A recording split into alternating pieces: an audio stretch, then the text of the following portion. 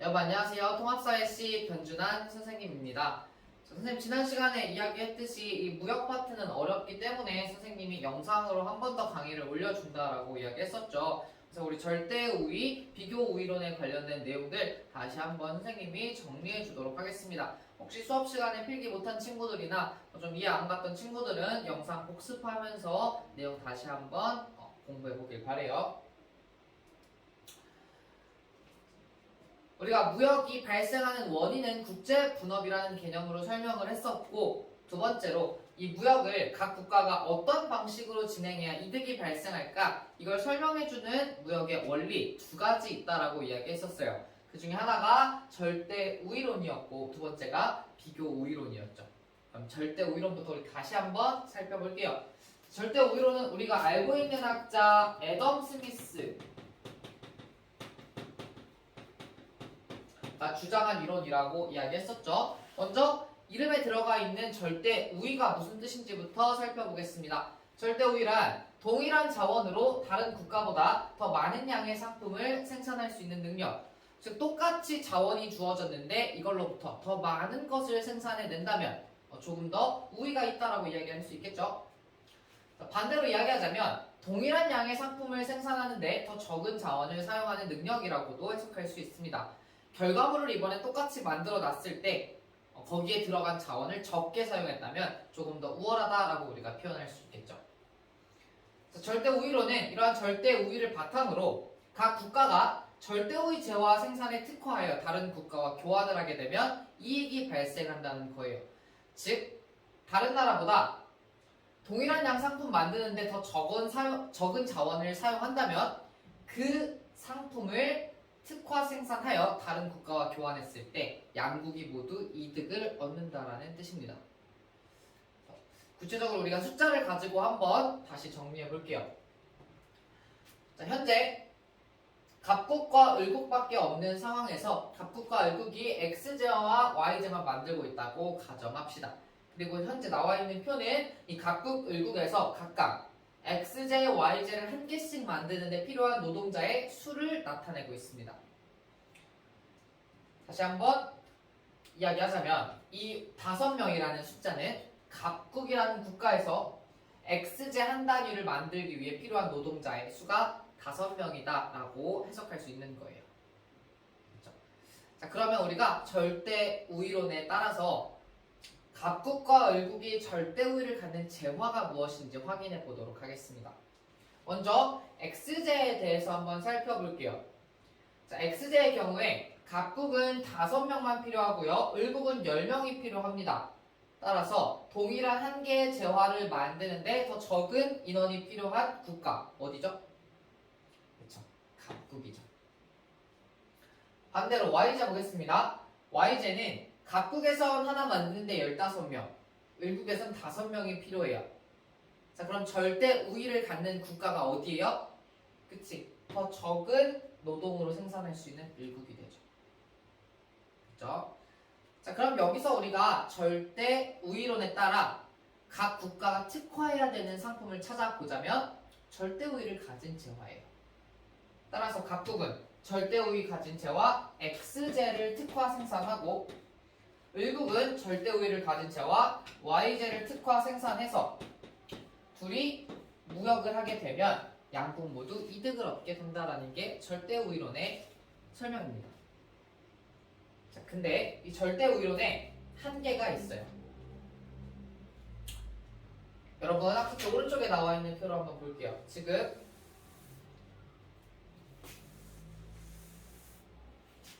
이쪽에 나와 있는 숫자만 바뀌었는데요. 자, 이렇게 숫자가 바뀌게 되면 Y제에 대한 절대 우위 어느 국가가 갖는지 확인해 보세요. 각국 5명, 을국 15명이니까 각국이 갖게 되죠. 자, 그러면 X제에 대한 절대 우위 각국이 갖고 Y제에 대한 절대 우위 각국이 가져요. 그러면 X제, Y제 특화 둘 다 누가 해야 돼요? 그쵸? 각국이 해야 돼요. 자, 한 국가가 모든 재화를 다 만들어야 하는 상황이라면 무역이 발생할 수 있나요? 무역이 발생하지 못하죠. 하지만 우리가 현실 속에서는 이러한 조건 하에서도 각국과 열국은 무역을 진행하고 있어요. 그게 현실입니다. 자, 양국이 무역을 진행하고 있다는 건 무역이 양국에 도움이 되기 때문이겠죠. 근데 지금 우리가 적용한 이 절대 우위론에서는 무역이 발생하면 안 된다는 결론이 나와요. 즉 현실을 설명하지 못한다는 거죠. 따라서 이 절대 우위론의 한계는 한 국가가 두 재화 모두의 절대 우위 또는 절대 열위인 경우에 발생하는 무역을 설명하지 못한다는 점입니다. 다시 보시면 각국이 두 재화에 대해 모두 절대 우위를 가지고 있는 경우, 뒤집어서 생각하면 을국은 x제, y제 모두에 대해 절대 열위를 가지고 있는 상태예요. 열등한 위치인 거죠.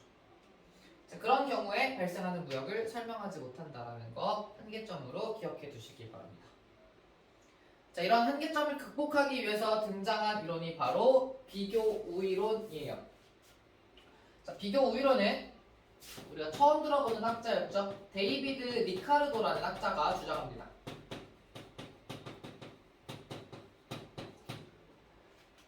비교 우위 개념부터 확인해 볼게요. 자, 비교 우위는 다른 국가보다 절대적인 이제 노동량이 아니라 더 작은 기회 비용으로 생산할 수 있는 능력이에요. 자, 이 기회 비용을 구하는 건 우리가 잠시 뒤에 살펴보겠습니다. 비교 우위로는 그렇게 비교 우위를 가진 재화 생산에 특화하여 다른 국가와 교환을 했을 때 이익이 발생한다는 어떤 설명 체계를 가지고 있습니다. 예시로 보는 게 빠르겠죠? 자, 첫 번째 표는 여러분이 절대 우위론에서 정리했던 첫 번째 표와 같은 수치를 보여주고 있습니다. 그럼 우리 먼저 기회비용 개념부터 정리하고 넘어갈게요. 자, 우리 합리적 선택에서 이야기했듯이 기회비용이란 선택을 위해 포기한 대안 중 가장 가치 있는 것을 선택했을 때의 가치였어요. 역시 무역에서 X제된 기회비용은 이 X제를 하나 선택하기 위해서 포기한 대안 중 가장 가치 있는 것을 선택했을 때의 가치입니다. 상식적으로 생각해 볼까요? 지금 이 상황은 X제와 Y제만 만들 수 있는 상황이에요. 그러면 X제를 위해 포기한 대안은 뭐가 돼요? 그쵸. Y제가 되겠죠. Y제를 선택했을 때의 가치는 원래 우리가 경제적인 가치, 금액적으로 표현을 해야 되지만 현재 우리 문제에는요, X제, Y제 가격이 나와 있지 않아요. 따라서 이 문제에서는 Y제를 몇 개 만들 수 있는가라는 개념으로 기회비용을 구해보겠습니다. 자, 먼저 각국에서 X제 기회비용부터 살펴볼게요. 쌤이 지금 얘기했듯이 Y제로 표현하겠습니다. 자, 각국의 X제 기회비용은 X제 한 단위를 만들기 위해 포기한 Y제가 몇 개인가 라는 뜻이에요. 반대로 이야기하면 X제 하나를 만들지 않았다면 Y제를 몇 개 만들었을까의 개념입니다. 또 다시 잘 이해해보세요. X제를 하나 만들기 위해 포기한 Y제는 몇 개인가? 다시 이야기하면 X제를 하나 안 만들었다면 Y제를 몇 개 만들 수 있었을까? 자, 봅시다. X제 한 개 만드는데 5명 필요하대요. 그럼 X제 안 만들었다면 5명이 Y제를 만들러 가겠죠. 자, Y제는 하나 만드는데 총 15명이 필요합니다. 근데 지금 X제로부터 넘어온 인원이 5명 밖에 되지 않아요. 그럼 Y제 한 개를 다 못 만들겠죠? 몇 개만 만들 수 있겠어요? 3분의 1개만 만들 수 있겠죠. 이번엔 을국 보겠습니다. 을국 X제 기회비용은 X제 하나 안 만들었을 때, 즉 10명이 X제에 투입되지 않았을 때 Y제 몇 개 만들까? 자, 10명이 Y제 만들러 가보겠습니다. Y제는 5명만 있으면 한 개를 만들 수 있대요. 자, 근데 무려 10명이나 모았어요. 총 몇 개 만들 수 있어요? 그쵸. 두 개 만들 수 있죠. 자, 이번엔 yj 한번 보겠습니다. yj에 대한 기회비용은 반대편에 있는 제와 x제로 표현을 할 거고요. 숫자 한번 구해보겠습니다. yj 하나 안 만들었다면 각국에서는 이 15명이 x제를 만들러 갔겠죠. 자, x제는 5명만 있으면 한 개 만들 수 있어요. 근데 무려 15명이 넘어갑니다. 총 3개 만들 수 있겠죠? 자, 을국에서는 yj 하나 5명 필요해. 안 만들었다면 x제 만들어야 돼. x제는 하나 만드는데 10명이 필요해. 근데 그 절반 인원이 5명밖에 못 갔어. 그럼 x제 역시 1개의 반, 절반만 만들 수 있게 되겠죠. 자, 이게 바로 기회 비용입니다. 자, 그러면 우리 이제 비교 이론 따라 하나씩 특화해야 되는 상품을 찾아볼게요. 먼저 기회비용 크기 비교해 보도록 하겠습니다. 자, x제에 대한 기회비용을 각국과 을국 사이에 비교해 볼까요? 자, 어떤 숫자가 더 작죠? 3분의 1이 더 작죠. 따라서 각국이 더 작다라는 거 확인할 수 있어요. y제에 대한 기회비용 비교해 볼까요? 어느 국가가 더 작아요? 을국이 더 작다라는 거 확인할 수 있죠. 자, 그러면 비교 우위는 기회비용이 작은 능력이라고 했으니까 각국이 비교 우위를 갖는 재화는 기회비용이 더 작은 재화 x제가 될 거고요. 을국이 비교 우위를 갖는 재화는 기회비용이 더 작은 y제가 되겠죠. 따라서 각국이 비교 우위를 가진 재화를 각각 특화 생산하여 교환을 진행하게 되면 무역 이익이 발생한다는 게 바로 이 비교 우위론의 메커니즘입니다. 그렇죠? 자, 그러면 우리가 절대 우위론에서 설명하지 못했던 어떤 사례도 설명할 수 있는지 같은 표로 한번 확인해 볼게요.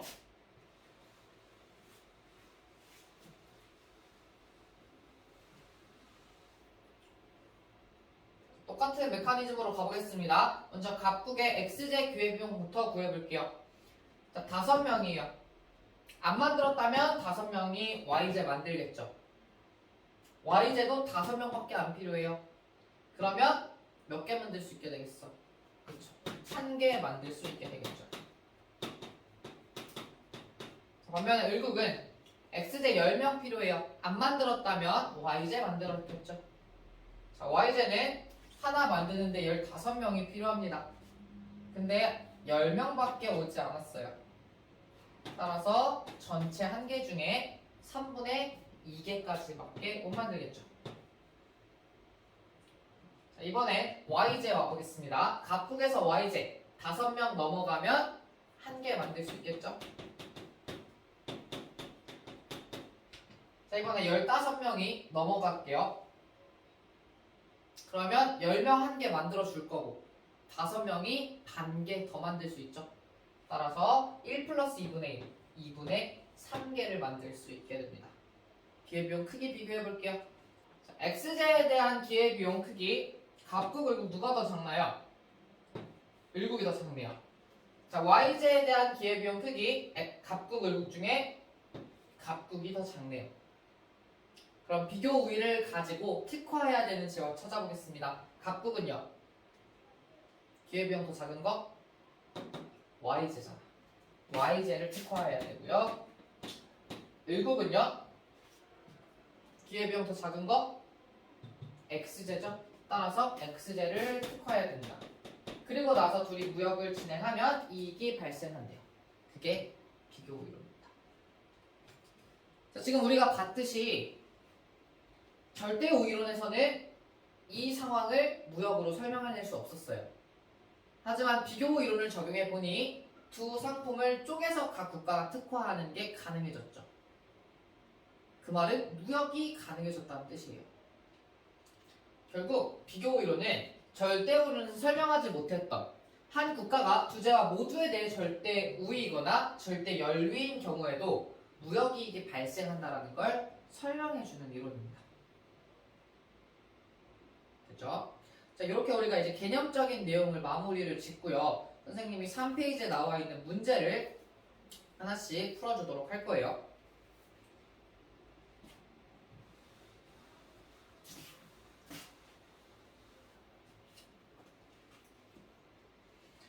총 두 문제 나와 있는데 왼쪽에 나와 있는 1번 문제부터 같이 한번 살펴보도록 하겠습니다. 문제 설명부터 다시 할게요. 현재 전 세계에 갑국과 을국밖에 없으며 두 국가는 의류와 기계만 만들고 있고요.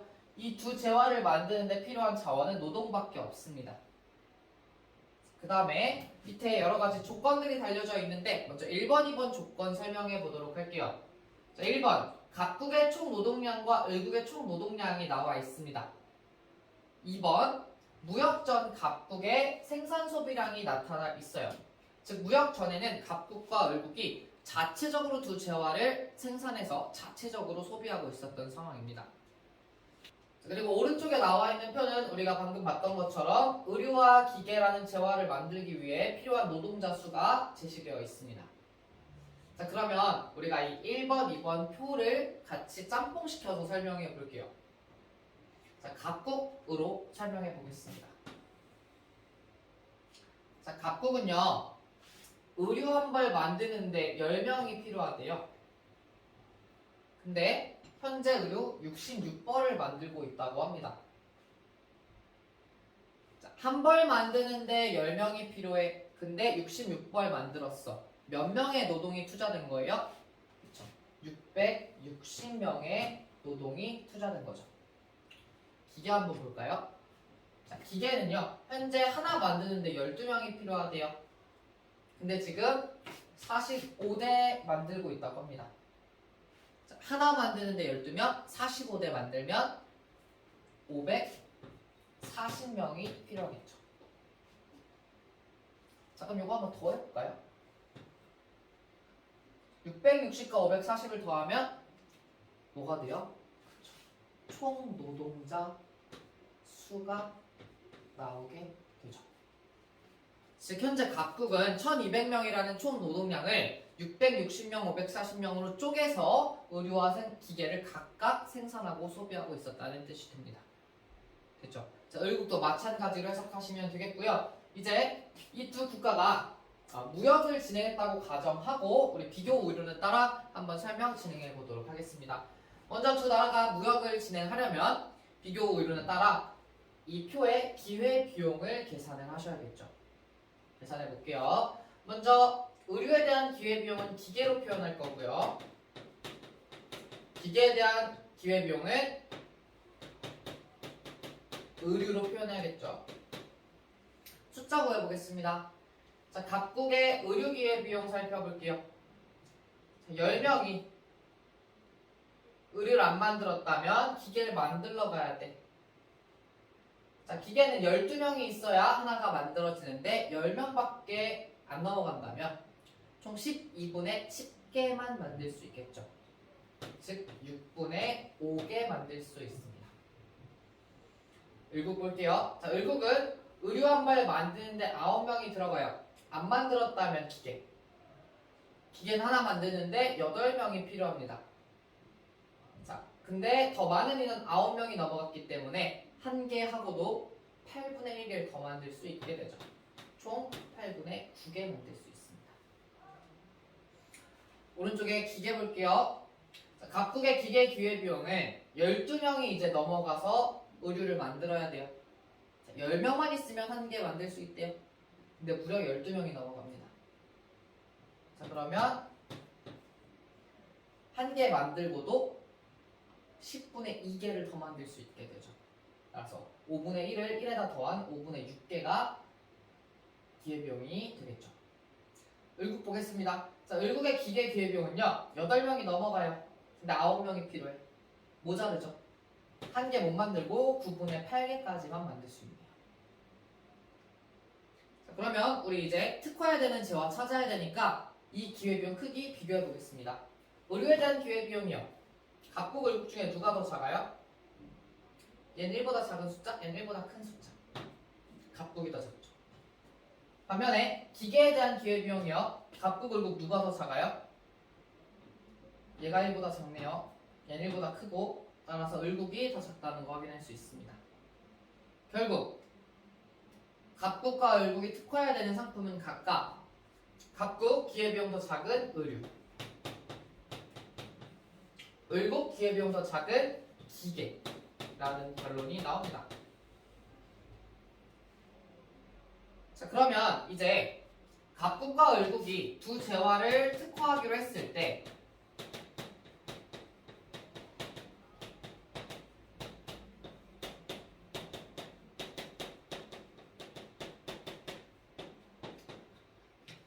각각 몇 개씩을 만들 수 있는지 한번 계산해 볼게요. 자, 어떻게 계산할 수 있을까? 요거 이제 이용하겠습니다. 총 노동량수. 자, 갑국은 의류를 특화한대요. 의류 하나 만드는데 갑국이 필요한 인원은 10명입니다. 자, 근데 갑국이 가지고 있는 총 노동량은 1200명이에요. 자, 하나 만드는데 10명 필요해. 근데 1200명이 있어. 그럼 총 몇 개 만들 수 있게 돼요? 그쵸. 120벌을 생산할 수 있게 되죠. 을국 볼까요? 을국 기계 하나 만드는데 8명 필요해요. 총 노동량 720명입니다. 그러면 기계만 만들었을 때 몇 개 만들 수 있게 돼요? 그쵸. 90대 생산할 수 있게 됩니다. 자, 이렇게 특화까지 했습니다. 이제 두 나라가 무역하는 상황으로 가볼게요. 3번 조건입니다. 3번 조건에 두 국가가 이와 같은 조건으로 교환을 하겠대요. 무역을 하겠대요. 즉, 갑국은 의류를 특화해서 45벌을 수출할 거고요. 을국은 기계를 90대 생산해서 45대 수출하겠다는 뜻이에요. 그럼 결과적으로 마지막 무역 후 양국의 소비량은 어떻게 변할까? 무역 전과 한번 비교해 보도록 하겠습니다. 자, 무역 전의 소비량은 우리 2번 조건에 이미 나와 있어요. 그대로 적어 볼게요. 66, 45, 40, 45. 여기 있죠? 자, 이제 무역 후의 수치들 한번 계산해 보겠습니다. 먼저 갑국부터 볼게요. 자, 갑국은요, 의류를 120벌 생산했어요. 근데 45벌을 을국으로 수출합니다. 그럼 갑국에서 소비할 수 있는 의류의 수량은 특화한 거에서 수출한 걸 뺀 개수겠죠. 따라서 120에서 45를 뺀 75개가 될 거예요. 반면에 기계는요, 전혀 만들지 않고 수입에 의존해야 됩니다. 자, 을국으로부터 수입하는 기계의 개수 45대래요. 을국 보겠습니다. 을국은 의류를 만들지 않습니다. 수입에 의존해야 돼요. 수입하는 개수 45개죠. 자, 기계는요, 90대를 생산해서 특화 생산해서 45대를 수출합니다. 남는 만큼 소비할 수 있겠죠. 90대에서 45대 빼면 45대가 됩니다. 자, 그럼 전후의 소비량이 어떻게 변했는지 한번 이 숫자들로 비교해 볼까요? 먼저 기계 볼게요. 기계는 갑국, 을국 둘 다 무역 전후에 변함이 없어요. 똑같이 소비할 수 있습니다. 하지만 의류를 보시면 갑국은 무역 전에 비해 무역 후에 9벌 정도를 더 소비할 수 있게 되고요. 을국은 무역 전에 비해 무역 후 5벌을 더 소비할 수 있게 됩니다.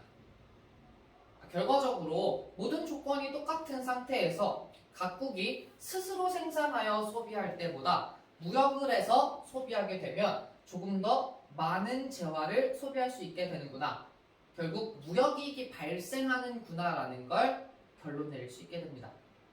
따라서 비교 우위론의 결론이 맞다라는 걸 증명할 수 있는 거죠. 됐죠? 그러면 우리 이어서 이제 2번 문제 살펴보도록 하겠습니다. 2번 문제 역시 보시면 A국과 B국이 신발과 노트북만 만들고 있으면 이 두 재화를 만드는 데 필요한 자원은 노동밖에 없다는 걸 알 수 있어요. 자, 다만 1번 문제와 다르게 우리가 지금 주어진 표에 제시되어 있는 개념이 최대 생산 가능량이에요. 자, 앞선 문제에서는 한 벌을 만드는 데 필요한 노동자 수가 제시되었다면 이번에는 최대 생산 가능량이라는 표현이 등장하고 있습니다. 이게 무슨 의미였냐? 이 400이라는 숫자를 가지고 설명해 보겠습니다. 갑국이 자신이 가진 노동력을 총 동원해서 신발을 만든다면 몇 켤레를 만들 수 있을까? 그게 400켤레라는 뜻이에요. 즉 모든 노동량을 총 동원해서 노트북을 만들지 않고 신발만 만들었을 때 최대로 생산할 수 있는 개수가 400개라는 뜻입니다. 됐죠? 자, 그게 지금 각각의 재화에 대해서 제시되어 있는 상황이에요. 자, 그러면 여러분들 학습지 위쪽에 나와 있는 이 그래프는 어떻게 해석해야 되는가? 이 그래프에 대해서도 한번 설명을 해보겠습니다. 이 그래프의 이름은 생산 가능 곡선이에요.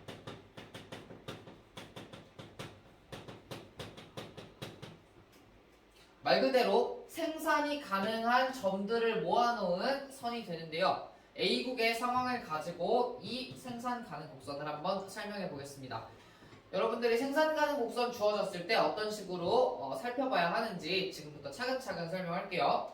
자, 먼저 생산 가능 곡선은 X축과 Y축으로 구성되어 있는데 이 가로축과 세로축에는 두 재화의 이름을 집어넣게 됩니다. 지금 문제에서는 신발과 노트북이 제시되어 있으므로 각 재화를 이렇게 집어넣어 놨어요. 두 번째, 각 축의 절편들에 적혀있는 숫자 살펴보겠습니다.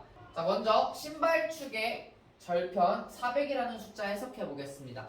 자, 이 400이라는 숫자는 A국이 자신의 모든 노동량을 총 동원해서 신발만 만들었을 때, 즉 노트북을 0개 만들었을 때 신발을 최대로 몇 개 생산할 수 있는가를 나타내는 수치입니다. 즉 신발 최대 생산 가능량이라고 해석할 수 있어요. 반면에 세로축, 즉 노트북 축의 절편인 200이라는 숫자는 노동량을 총 동원해서 노트북을 만들었을 때 만들 수 있는 개수 200개라는 뜻입니다. 즉 우리가 오른쪽에 보았던 이 최대 생산 가능량표와 동일한 내용인 거죠. 자, 그러면 이제 이 두 절편을 이은 이 직선이 생산 가능 곡선을 의미하는데 이 생산 가능 곡선은 A국이 자신이 가진 노동량을 이제 분산시켜서 쪼개서 두 재화를 만든다면 몇 개씩 만들 수 있는가를 점들로 찍어내는 거예요. 예를 들어 A국이 만약에 신발을 이만큼 만들겠다라고 결정을 했으면 노트북은 이만큼을 만들 수 있게 되는 거고요. 신발을 더 많이 이만큼 만들겠다라고 결심을 했으면 노트북은 더 적은 요만큼을 만들 수 있게 되는 거예요. 그래서 그 조합들을 모두 이어 놓은 선이 바로 생산 가능 곡선이다. 됐죠? 자, 그러면 이 모든 가능한 점들 중에서 현재 A국이 선택한 점, 즉 A국이 실제로 생산하고 소비하고 있는 점은 바로 여기 표시되어 있는 A점입니다. 무역 전에 생산하고 소비하고 있었던 양이라는 거. 여러분이 그래프 봤을 때 지금 내가 말한 대로 차근차근 해석하시면 문제 푸는데 큰 지장이 없을 거예요. 자, B국도 마찬가지로 해석하시면 되겠고요. 자, 그럼 이 상황에서 이제 A국과 B국이 무역을 하기로 결정했다고 합시다. 그러면 어떤 식으로 무역을 진행해야 하는지에 대해서 비교 우위론에 따라 또 한번 설명해 볼게요. 자, 오른쪽 표에 비교 우위론에 따라 우리가 무역을 설명하려면 이 기회비용부터 계산해야겠죠. 자, 기회비용은 반대편에 있는 재화로 표시한다라고 이야기했어요.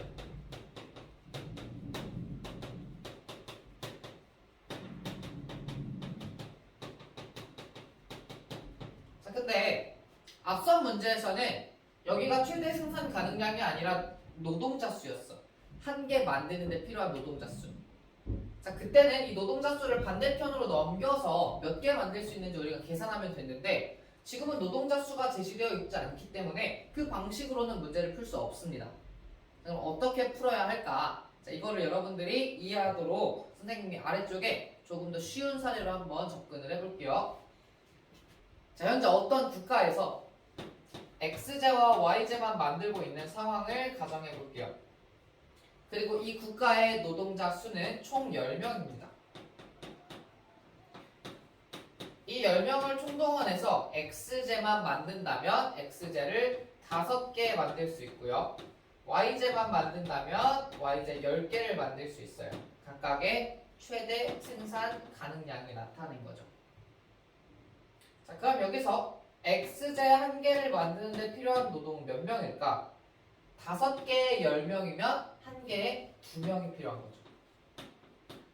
자, y제는 10개 만드는데 10명, 즉 1개 만드는 데는 1명이 필요하다는 뜻이 돼요. 자, 그러면 우리가 아까 이야기한 첫 번째 문제에서 봤던 것처럼 1개를 만드는 데 필요한 노동자 수가 제시되었습니다. 그럼 우리 기회비용 이제 구할 수 있죠. 아래쪽으로 내려와서 x제에 대한 기회비용 계산해보면 y제로 표현을 해야 될게요. x제 1개 만드는데 2명 필요해. 안 만들었다면 y제. y제는 1개 만드는데 1명 필요해요. 근데 2명이 들어갔어? 그러면 2개 만들 수 있겠죠. 반대로 y제 기회비용은요. x제로 표현을 하고요. y제는 하나 만드는데 1명 필요해. 안 만들었다면 x제 만들었겠지. x제는 하나 만드는데 2명 필요해요. 근데 1명밖에 안 됐어. 총 2분의 1개밖에 못 만들게 되겠죠. 그렇죠? 자, 그러면 도대체 이 2개라는 숫자와 2분의 1개라는 숫자는 어떻게 나왔는가? 보시면 2개라는 숫자는요. x제의 최대 생산 가능량 5분의 반대편 y제의 최대 생산 가능량 10을 이런 식으로 표현한 거예요. 반대로 y제의 기회비용의 이 2분의 1이라는 숫자는 y제의 기회비용 10분의 반대편 x제에 대한 기회비용 아니고요. 최대 생산 가능량 10분의 반대편 x제의 최대 생산 가능량 5를 분수로 표현한 겁니다. 그렇죠? 혹시나 좀 심화적으로 이걸 증명해보고 싶은 친구들은 이 노동량을 10명이라고 하지 말고 n명이라고 한 상태로 증명해보세요. 같은 수치가 나올 겁니다. 그렇죠? 자, 그러면 이제 얘를 가지고 우리가 이 문제에 적용을 해볼 거예요. 자, x제의 기회비용을 구할 때 x제의 최대 생산 가능량이 분모로 왔어요. 자, 그러면 갑국의 신발 기회비용 보겠습니다. 자, 갑국에서 신발의 기회비용을 구하려면 분모에 뭐의 최대 생산 가능량? 그치? 신발의 최대 생산 가능량, 즉 400이 들어가야 됩니다. 반대편이 분자예요. 따라서 2분의 1이 되겠죠. 일로 와볼게요. 자, 얘는 노트북의 기회비용이잖아. 그러면 노트북의 최대 생산 가능량인 200이 분모. 반대편 제와의 맥스 생산 가능량이 분자. 그래서 2가 됩니다. 자, 을곡은 쉽죠? 둘 다 500, 500이니까 분자 분모가 똑같아요. 따라서 1씩이 기회비용으로 계산됩니다. 그렇죠? 자, 그러면 이제 다음 단계 두 국가의 각 재화에 대한 비교 우위 계산해 보겠습니다. 신발에 대한 기회비용 어디가 더 작나요? 각국이 더 작죠. 자, 그 다음에 노트북에 대한 기회비용 계산해 볼까요? 어디가 더 작나요? 을국이 더 작죠. 자, 여기서 내가 하나 놓친 게 있네. 우리 이거 국가 이름 A국, B국으로 수정할게요.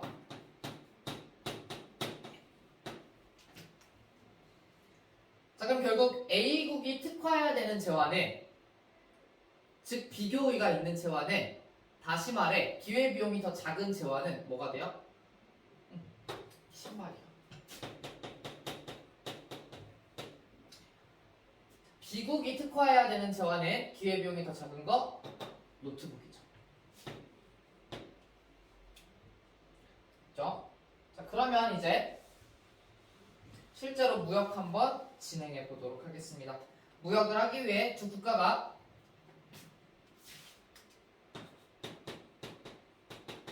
각 상품을 특화할 때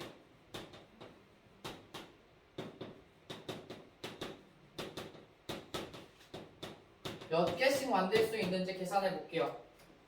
자, 앞에 노동자 수가 주어졌을 땐 우리가 총 노동량이랑 비교해서 계산을 해야 했지만 이 문제는 계산할 필요가 없어요. 이미 나와 있어. 뭘로? 최대 생산 가능량. 즉 A국이 신발만 만든다면 만들 수 있는 개수 몇 개래? 이미 400개라고 나와 있잖아. 반면에 B국이요. 노트북만 생산하면 몇 개 만들 수 있대? 500개. 나와 있잖아. 자, 그리고 나서 3번 조건에 따라 무역 진행하겠다고 하네요. 신발 220켤레와 노트북 150대를 교환합니다. 즉 A국은 신발을 400개 만들어서 220개 수출할 거고요.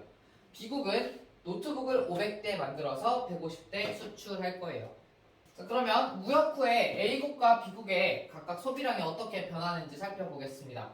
먼저 무역 전 A국, B국의 두 재화 소비량부터 확인해 볼 거예요. 어디 나와 있죠? 우리 생산 가능 곡선에 나와 있어요. 생산 가능 곡선의 이 A점 보시면 무역전 생산 및 소비량이라고 표현되어 있죠. B국도 마찬가지로 B점에 무역전 생산 및 소비량이라고 나와 있습니다. 여기 있는 숫자들 갖다 적어 볼 거예요. 자, A국 보겠습니다. 무역전 신발 160켤레 그리고 노트북 120대 소비하고 있었고요. B국은요. 신발 200켤레, 노트북 300대를 생산하고 소비하고 있었습니다. 이제 무역 후 수치 계산해 볼게요. A국 보겠습니다. 신발 특화했어요. 400개요. 그리고 220개 수출합니다. 그러면 자기네가 만들어서 수출하고 남은 만큼 소비할 수 있겠죠. 몇 개 남아요? 180켤레 남아요. 노트북 볼게요. 수입에 의존해야 됩니다. 안 만들었기 때문에 수입하는 개수 150대죠. B국 보겠습니다. B국은 신발을 만들지 않았습니다. 수입해야 돼요. 몇 개요? 220개요. 노트북 500대 만들었고요. 그 중에 150대 수출했습니다. 남는 만큼 소비할 수 있겠죠? 남는 거 350대요. 자, 그럼 전후의 소비량이 얼마만큼 변했는지 계산해 봅시다. 자, A국은 신발 같은 경우에 20켤레, 노트북의 경우에 30대를 더 소비할 수 있게 됐고요. B국은 신발 20켤레, 노트북 50대를 더 소비할 수 있게 됐어요. 같은 조건인데 무역을 안 했을 때보다 했을 때 더 많은 재화를 소비할 수 있게 된다는 거 다시 한번 입증이 됐죠.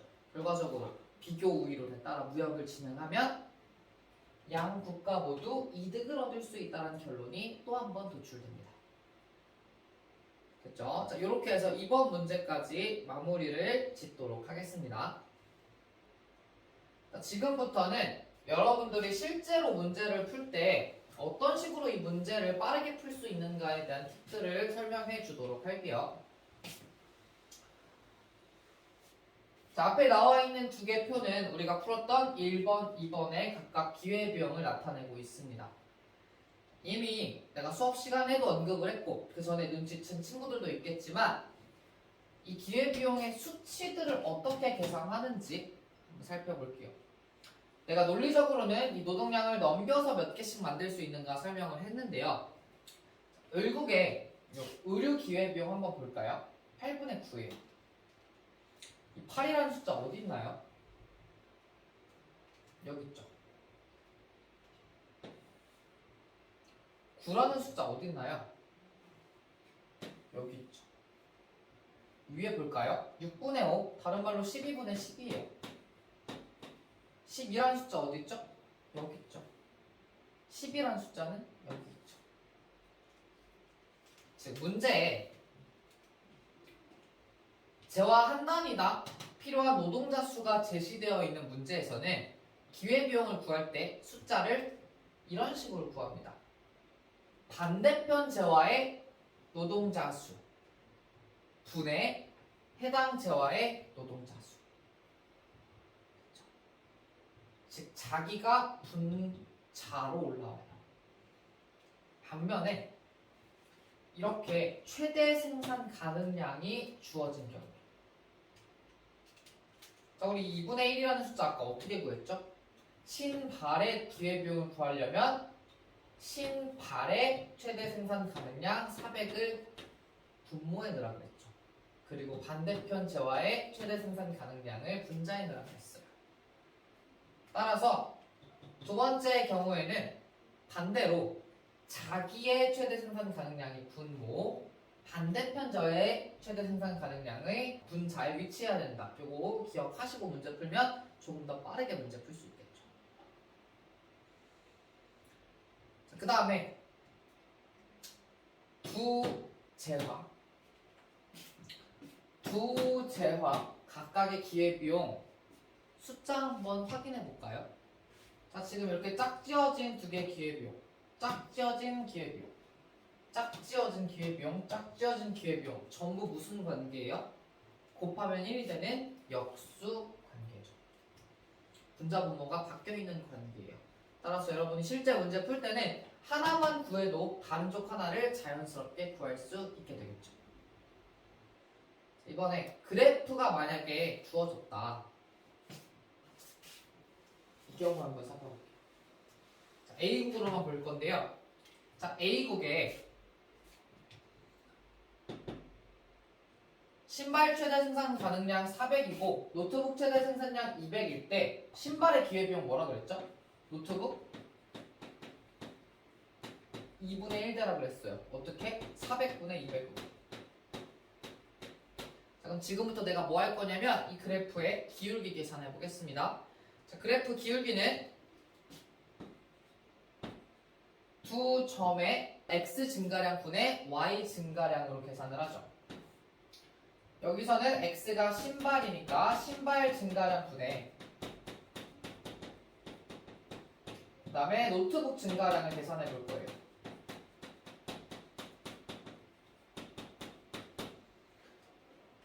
자, 2점에서 2점까지 신발이 증가한 개수는 몇 개예요?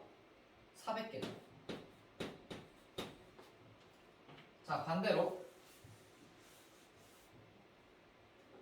똑같이 2점에서 2점으로 y가 증가한 수치는 몇이에요? 여기서 여기요. 밑으로 내려갔으니까 마이너스 200이 되겠죠. 결과적으로 기울기는 마이너스 2분의 1이 됩니다.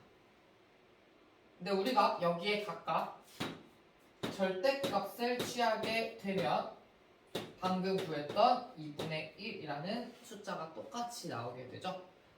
따라서 여러분 그래프 주어졌을 때 생산 가능 곡선이 제시된 경우 가로축자와의 기회비용은 기울기의 절대값으로 계산한다. 그럼 반대편 y축에 세로축에 제시된 재화의 기회비용은 앞에서 두 재화의 기회비용은 역수관계라 했죠. 기울기 절대값의 역수값이 됩니다. 됐죠? 자, 그리고 여기서 마지막 한 가지 설명 더 하겠습니다. 요거 수업 시간에 안 한 거예요.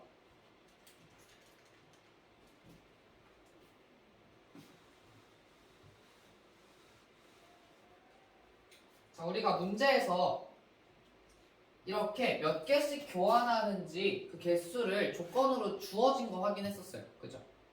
그러면 실제로 무역을 진행할 때 어떤 조건으로 무역을 진행해야 하는가? 그 무역 조건에 대해서 한번 살펴보겠습니다.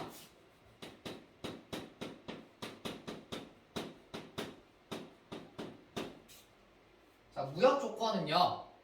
이 기회비용 표가 주어졌을 때 어떤 식으로 계산하냐면 의류 한 단위에 대해서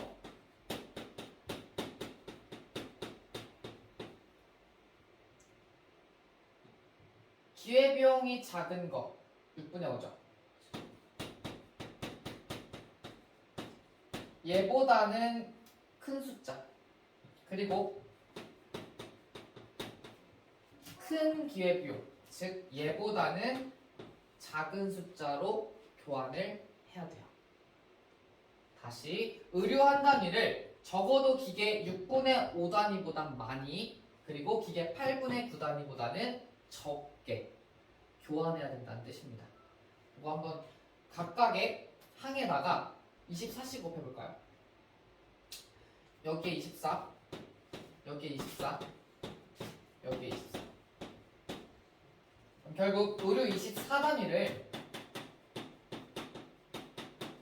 교환할 때는 6, 4, 5, 4, 20. 이게 20대보다는 큰 숫자와 반면 기계 839, 27. 27보다는 작은 숫자. 요 사이에서 교환을 해야 된다는 뜻이에요. 이렇게 교환했는지 한번 확인해 볼까요?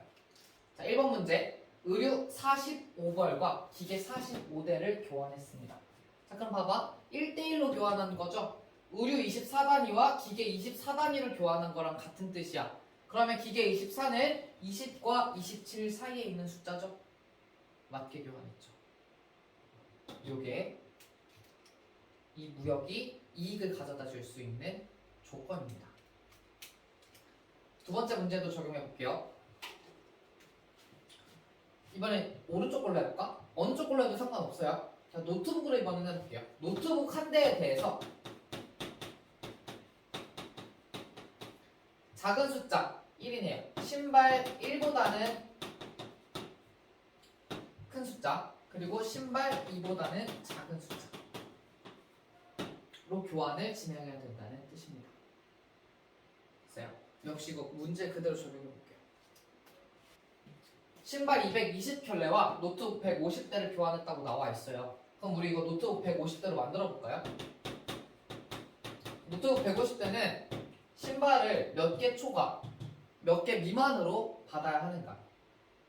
150거 뺐죠? 그럼 신발 150 이상, 아니 150 초과 150거 곱하면 신발 300이죠. 신발 300 미만으로 교환을 해야 된다는 겁니다. 지금 220이라고 나와 있잖아. 그렇죠? 그러면 중간에 포함되어 있는 숫자 맞죠? 이렇게 교환해야만 양국 이득을 얻는다는 거예요. 자, 왜 그러냐면 비국 먼저 볼게요. 자, 비국은 노트북에 대한 기회비용이 신발 한 켤레예요. 즉 노트북 하나를 만들면 신발 한 개를 포기해야 돼. 자, 이 상황에서 두 국가가 무역을 하기로 했어. 그래서 비국이 노트북을 특화하기로 했어. 그러려면 이전보다는 이득을 얻어야겠죠. 이익이 있어야겠죠. 볼래? 원래 한 개 만들면 한 개 포기해야 돼. 근데 이제 얘네가 노트북만 만들 거래. 그럼 적어도 상대방으로부터 내가 포기한 신발 한 개보다 많이 받아야 이득이 생기겠지. 따라서 노트북 한 대에 신발 한 대보다 더 많은 신발을 받아야 됩니다. 그죠? 자, 반면에 A국은 노트북 하나 만드는데 기회비용 신발 2개야. 근데 이제 무역을 하기로 하고 신발을 특화하기로 했어. 그러면 노트북 하나 만드는 게 원래 기회비용 신발 2개였잖아. 무역을 해서 내가 받아들일 때는, 노트북을 받아들일 때는 적어도 내가 원래 필요했던 신발 2개보다는 적은 신발을 줘야지. 따라서 신발 2개보다는 적은 수치로 숫자가 이루어져야 A국이 OK를 할 거란 뜻이야. 따라서 이 양국이 모두 이익을 얻으려면 2개의 숫자 가운데에 있는 수치로서 무역이 이루어져야 된다라는 결론. 여러분들이 마지막에 나와 있는 이 무역 조건, 이거 수업 시간에 다루지 않았는데 이거까지 함께 반드시 이해하고 있기를 바랍니다. 이 3번 조건이 시험에 제시되지 않을 수도 있어요. 됐죠? 이렇게 해서 우리 필요한 내용들 쭉 한번 정리해 봤습니다. 여러분 공부하시면서 궁금한 거 있으면 언제든지 찾아와서 질문하시면 되겠습니다. 자, 무역과 관련된 내용 여기서 마무리 짓고요. 우리 다음 주에 수행평가 진행하고 그 다음 주에 뭐 자습을 하든지 아니면 뭐 좀 활동을 하든지 하면서 통사시 전체 학기 마무리하도록 하겠습니다. 자, 그러면 다음 시간에 수업에서 만나요. 안녕.